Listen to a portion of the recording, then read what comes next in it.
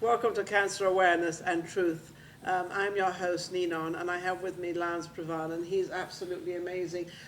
I have found out so much about holistic medicine, but more so cannabis. And what we're trying to do is we're trying to get people aware of what is going on with cancer and how we can actually help people that have got cancer. And I've learned so much with you regarding the chemotherapy and on all this thing they go through, and then they're sent home to kind of work it out themselves after their whole system, after they've lost all their hair, and they feel terrible, and they're kind of ready to give up. There's a standard protocol that most patients are given, and it's very it's not even conducive to them. It's just like, here's the protocol, follow it. But everyone's different, how they're responding to and the type of cancer they have, and it's shocking to get that news. So I think that one of the worst things is that if you're taking away a patient's hope, which really should be the most thing of, there's a kind of an aspect of it of, tell the patient, this is what's going on, but don't lose hope. There's also hope. We're going to Yes. get rid of it. You're going to survive. Everything's going to be fine. Correct. No matter what treatment someone does, take that away, it's going to change. And It's gonna change the outcome. it's a funny thing because all of us out there, and I don't know why we're all like this, but we're all afraid of dying. I don't happen to be one of those people afraid of dying because I've had a great life, number one. Number two, I feel when my time's up, it's up. And, it is, you can't, when you're going to go, you can't help it. But having cancer doesn't mean to say you have to go through what you have now started, what you've brought into this arena, as I call it, of cancer, and I call it the pill. So tell me a little bit about, you started doing this because of your wife. Yes. I started my research because my wife was diagnosed with terminal, stage 4 Stage 4 cancer. cancer. So I've been through this process myself directly, and I know the steps of which most people are kind of go through, and it was a anomaly form of it. And what I mean by that is a primary source of cancer. Yes. Normally, where it starts in one place, and then the stage 4, or when it becomes metastatic, it starts going throughout the body. Okay, so when people turn around, you have cancer, and you've got 1, 2, 3, and 4. So 4 is obviously the drastic one. I don't think majority of people realize that cancer actually starts spreading through your body. Yes. And that's when people say stage 4, I don't think a majority of people know what it really means. Well, there's multiple stages. Stage 1, stage 2, to be Yeah, 3. but To 4 me, is- my opinion, you have one stage. It's stage 4. And I'll tell you why. Here's my logic. Why? If you have a primary source and you have a tumor growth and a fragment breaks off and goes someplace else, just because you don't see it doesn't mean you don't have it. And to think that it's a living organism, which it is, and in time, when it becomes visible, after it replicates 1 billion times, that's when they visibly see it. But I think it's illogical to think that just because it's growing in one place and connected to the bloodstream, it's not going to break off and go to other areas. And that's exactly what happens. And So regardless, what you're saying is going to be stage 4 regardless. correct. The key thing of it is survival, and it's starting to take over the host. And it's trying to survive, like Acts we've like a tried to parasite. survive, and this is now trying to survive within your body. Correct. And because your body is so lubricant, I mean, it's very, your It's all body- connected. It's all connected, but it's easy to absorb. It's not like the outside skin, you're kind of a little bit protected. Your inside is not really protected. But even if it's something like skin cancer, it can still spread. It can still, remember, everything, you're Melanoma. fed by these systems. Melanoma. Respiratory, circulatory, and so what ends up happening is it starts to feed in through the circulatory system or the lymphatic system. So it'll get into your lymph nodes and be pushed throughout the body, which is why people don't seem to understand when you have a primary source. Let's say you have breast cancer, and that's your stage 1. Stage, yeah. And then all of okay. a sudden you're going through the treatment, and then a few years later it comes back. Yes. And now you have a tumor in your brain. Well, do I have brain cancer now? No, you still have breast cancer. They can find that tissue in the brain. And so it's stage 4 because Stage it's 4, spread. Because it's spread. But you can also start having secondary causes of cancer, and that's actually gone up since the 1970s. How can somebody out there have the knowledge of going into a stage 4 before that gets to the stage 4? What do they have? What would somebody have to do? Say they've got breast cancer. You and I know, we now know that spreads. So how does the person that has the breast cancer know how far it's spread or if it's spread? How do they do that? I think most people assume that they'll know because they'll feel it. And see, this is the misconception, that they're like, I'll know when something's going wrong with my body. And, I've talked to a lot of patients that have stage 4, and it hit them out of nowhere. They had no idea. They woke up one day, something felt wrong. They figured, well, I'd know if I have stage 1, and then I can address it. And a lot of these people didn't know until it was stage 4, meaning they went to the doctor. That's what I mean. So they and they're don't like, even "What?" know. So they No. didn't. So you can't. There's So- not always this thing of, these are the things that are gonna lead you to know that you're at this advanced stage of cancer. Sometimes it just builds up, and then one day you have a symptom, and guess what? You also have stage 4 cancer. So mammograms you definitely should have, okay? But on that, men get cancer. Well, they're not going to have a mammogram. I mean, how do they have a mammogram? Do they have I mean... Men can still get breast cancer. That's what I'm It's saying, breast they can tissue. get it. It's breast tissue. So it's the same thing, but they're not going to go in for a mammogram. Well, and by that point, here's also the reason with removal of body parts. Like normally, most people recommend a mastectomy when someone gets diagnosed with breast cancer. What the patient's not aware of is that even after a mastectomy, you can still get breast cancer. There's still breast tissue. There's still breast tissue there. And that's actually happened. But then also it could have spread Correct. to the lymph nodes, And it to does. the brain. And keep And in so mind, you're when you're, thinking you're getting rid of this, whatever, wherever, but you still have... well, when you open someone up and you oxygenate, right, you're moving it. Keep in Sure. mind, I mean, that's not the, if it's life-threatening, I understand. Like, you have to remove something because it's putting pressure on an organ, I get that. That's an immediate response. But Yes. if someone actually has time to effectively fight the disease, why are you starting to cut off limbs? Because by the same logic, if you have cancer on your hand, you should take off the arm. That doesn't necessarily prevent it from spreading. No. And that seems illogical, but cutting off other body parts seems normal. See how logically we think, how we at the power of the brain of what you know. So I guess what I'm going to turn around and say, start researching out there, start finding out what's going on out there.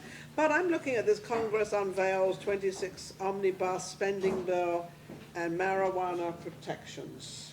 What is all this about? This is all up there, and we all know that the drugstores and everybody, they put a blanket on things so that they can keep selling their drugs, and so that we don't actually know what's going on out there. Are they doing the same thing with cannabis? I mean, is cannabis they're still keeping as a marijuana name? Yeah, I mean, cannabis is still given slang names, so it keeps in that same kind of negative thing of, oh, I know what that is. It's a Schedule I narcotic, and it doesn't have any medicinal benefit. 20,000 studies would say otherwise. What Congress is starting to unveil quietly is they're starting to lift that. It's not completely in effect. You have a lot of states now, they're medical founded states. You have other states like Colorado that are recreational, meaning anyone has Anyone access can have to it. it. Yeah, without when a you've got license. recreational and you've got the card, whatever you want to do, you need to have this medical card from your doctor. Well, the doctor signs off. You actually get the card state. Well, you So- get the card from the state. Yes. Okay, you get the card from the state, and then you go to your doctor, and he actually signs off letting. Part of the process of getting the card. So it's all in one. So, Correct. okay. Part of the So you process. get a card, and you still have to go to the doctor as well. So you have to have this all in thing to do, and you can't get. I'm going to go over to your medication, what you have and what you put together. Then you can't sell yours unless they have a. Well, it's not my medicine. Pretty much what we do is our ability to bring consult for people, let them know the option, because most people don't have options with the disease they have. The Cancer, for awareness, instance. and this is being the awareness of what Correct. we're trying to put the awareness out there of what you can do. And apparently, you have this works. Yes, and there's been plenty, not even just our research, but there's research since the 70s, since the 60s, showing the efficacy of it specifically against cancer, all types, leukemia, massive tumors, brain cancer, and especially stuff with the brain. Yes. That really interests me because with the brain, you have such a sensitive area. The traditional treatments are completely ineffective. And here's a for instance. When someone gets diagnosed with a tumor that goes to the brain, or they actually have brain cancer, that patient cannot be given chemotherapy. You probably ask, well, why can't they be given chemotherapy? Well, chemotherapy is poison. If you put chemotherapy in the brain, the patient will die automatically. Well, if you think of that, why would you take chemo for any other part of the body? Keep in mind, when chemotherapy is made, which stems from muscle, that's where chemotherapy comes from. Chemotherapy is must-have. Hello. That's the idea. When they're making it, it's in hazmat suits. So the people making it are wearing protective gear. Protective gear, so they don't get. They're giving this to a patient with an already competent immune system. The numbers, and these are by the medical profession, not my numbers, the mortality rate of chemotherapy after it's been on it for 3 years, 98% mortality. That means 90% die. And actually, I'm going to bring up St. Jude because I happen to know Nanny Thomas and also Terry Thomas and the family. And I'm looking at all these ads they're putting there with these kids with absolutely no hair, no nothing. And we're to cure these kids when we now I do, but this is not going to help them. Yeah. This is the issue that I have with anyone who's doing any kind of research, any organization that's supposedly doing research, they should be the cutting edge of information of what's out there. And at this point in time, there is enough information, there has been for decades, on the effectiveness of cannabis as a non-invasive treatment for both childhood cancers and adult cancers. And so people are like, well, I don't believe in it. Well, until you see a child that's suffering from leukemia, that's gone through multiple surgeries, multiple chemotherapies, and is 5, it's very hard for someone to empathize with that. They can sympathize. Yes. Until for doctors, because all of a sudden that tune changes when a doctor gets cancer, and we've seen this firsthand. When a doctor gets cancer, all of a sudden the options are open. Things now change. And now they understand. Now they can relate. And now it's not just the options they would provide to a patient. Anything is possible. And we've actually had doctors that we've consulted for that have come in. I won't give names. And they work for some of the biggest cancer centers in the country. And they've said, for a long time, until we got cancer. And then we realized we were not. Well, then they started researching on themselves, and they started finding out they could Well, they're sick, and they're realizing it doesn't work, what they're doing. And so that's when people start understanding, because now it's not so much relatable. People hear stories, they can't, but it's becoming more relatable, because if you have 1 in people get it 2 directly, people get cancer. whether it's you getting it directly or knowing someone who Somebody that has suffers it. from it. Yes. Yes. 1 in 2, you're talking 1 in about 2. 50%. 50% of people, which they And- do say out there is 40%, but it's probably Well, they say, 50%. and that number I don't think is accurate, because that's what's reported, and that's just saying this country. We're taking it on a global scale of people that are suffering from this disease, and it's increased, it hasn't gone down. You have more toxins in the environment that catalyze it, Oh, yeah. Well, that is one and of so the- these are the changes. It's not because there's an increased population, and that's what's said, well, there's an increase in population, so And that's there's why the more number is higher. disease. You have huge genetic abnormality, you have things that are forming much faster. If you look, And 20 they also take longer to get rid of, correct. to heal. I mean, anything to heal now, it takes a long time. No, so it was because I was older. It's nothing to do with older. So that's a relief. So you believe that there is a, with Absolutely. cannabis, there is absolute. So when we hear all these studies and all the research stuff, and I don't, there's a bunch of hogwash out there, and I hate to say this, bottom line is money. Oh. When there's the money coming in and the money, all these people getting paid. So now if they find that they've got this cure for cancer, it's going to it'll take eventually. And, well, it's Starting to get because there. of the information, it's out there now. It's harder for people to refute fact. Yes. So people can claim, well, I believe this. You can believe whatever you want. It doesn't take away from fact. And that's what's happening What's happening now. with doctors, is to go after organizations that are in cancer research, and they're making $1 million of Yes, they research. are. And I go, well, okay, if you're doing this research, why aren't you researching something that's now proven countless times? Trying to reinvent the wheel. It's like, and I've told doctors It's like this. keeping their job, isn't that? Somebody's life. That's how it is. Keeping your job, but his life. My that's background, my background was oncology. How does an oncologist access to information do? Not figure that. Years. You're absolutely right. I think people, us younger generation, and we're going to have a lady on, and I think they're saying to find out other things. What I'm looking at is this. It cannot harm you. So what would be the reason not taking it? Well, the only thing that it harms is a pharmaceutical company. So if you're taking that Well, I'm away, actually talking about the body. I'm getting about the function side. in the there's never a record of anyone overdosing. Now, I don't mean synthetic that's coming out of China. That is different. I'm saying the actual plant. Your plant, Yeah, where the plant, oil is uncooked, extracted from. on record. You have more with caffeine, So, alcohol. I everything else. mean, if you take these on, but nothing, I mean, I'm going to say you're not going to die from it.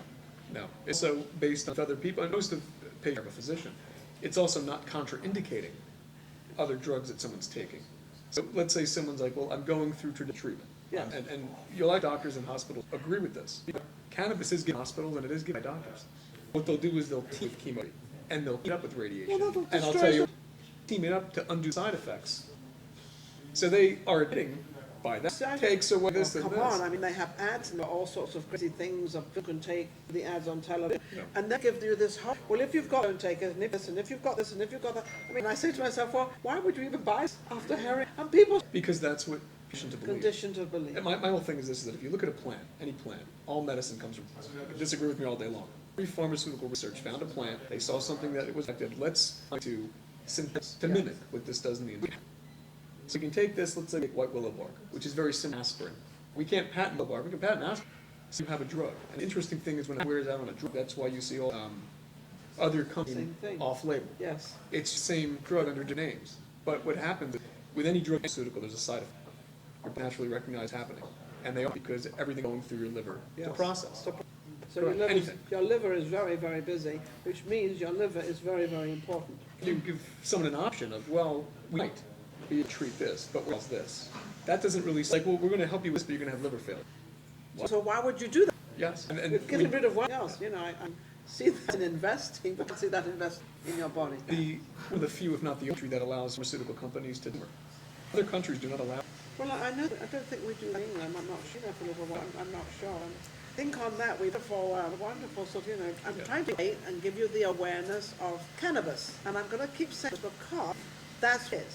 And it's not a drug, it's not marijuana, they wanna, that it is, so that people will not use it. Because Well, they're gonna say it's gonna become habit. It's a slang. That's the key It's a thing, is slang when you word, give something, and that's how people, they'll See, think that- separate. It actually is all the same. Separate. It It's is. all It's all cannabis. the same. If you're saying it's, well, the name itself sounds Yeah, like but it's too intelligent. so on that, we have a wonderful young lady that has been taking what I call, which is the universe, and we're going to reaction on it all is, and we'll be back.